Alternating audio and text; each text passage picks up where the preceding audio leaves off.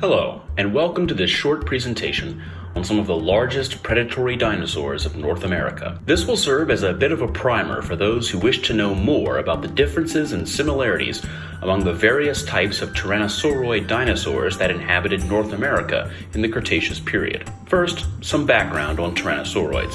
Tyrannosauroids are Saurischian dinosaurs, meaning that they had hips built like lizards, and are part of the Cerulosaur group of dinosaurs, which is known for including some of the smallest dinosaurs, like Compsognathus. The most famous of the Tyrannosauroids is, of course, Tyrannosaurus Rex, whose name means tyrant lizard king. However, Tyrannosaurus wasn't the only king of North America. Tyrannosaurids are a family of dinosaurs that have been found all over the North American continent, from New Jersey to Mexico to Canada and everywhere in between. Although there are many differences between these animals, the most immediately apparent difference is in size.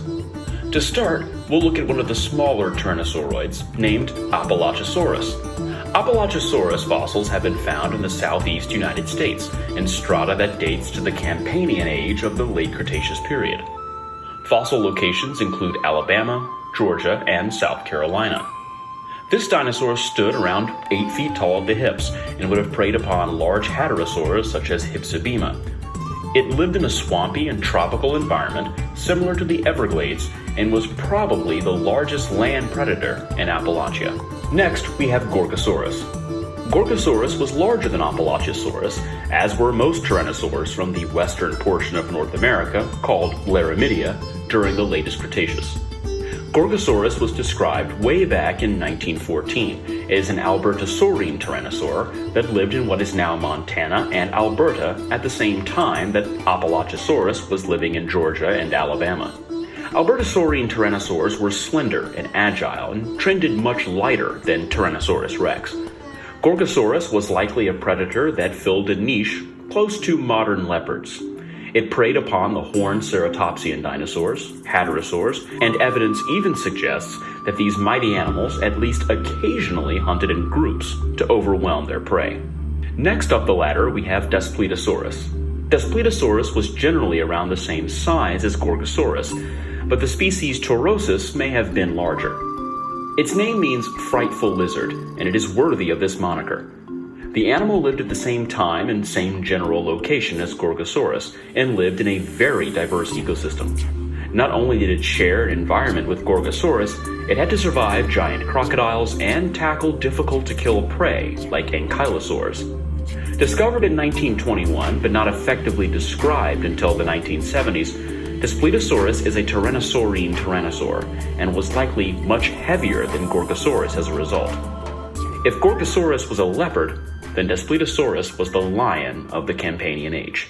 Tyrannosaurus Rex probably needs no introduction. It is likely the most famous dinosaur of all time, and for good reason. Tyrannosaurus was discovered in the early 20th century and was described in 1905. Its name means tyrant lizard king, and there is no better name. Of all the tyrannosaurs, Tyrannosaurus is the biggest, standing at a colossal 15 feet in height and weighing potentially more than 7 tons. There is not another predator that has ever lived on land that truly compares to Tyrannosaurus Rex. It seems that evolution saved the best for last in the Tyrannosaurine line, as this animal was one of the last of the non-avian dinosaurs, appearing around 68 million years ago and going extinct 66 million years ago. It lived in what is now western USA and Canada, and there is evidence it lived as far south as Mexico. Its kingdom was inhabited by other tyrannosaurs, which surely avoided it for their own safety, and various prey animals such as Edmontosaurus, Triceratops, and Torosaurus, which were all large and powerful animals, indicative of how powerful Tyrannosaurus had to be to take them down.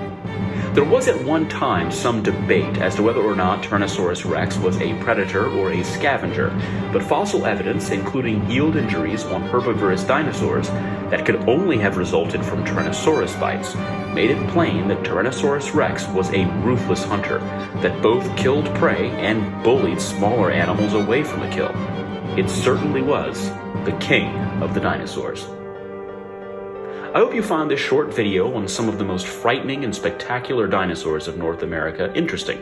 There are other North American tyrannosaurs that will be featured in future videos, so be sure to like and subscribe to be notified of my next geoscience and paleontology videos.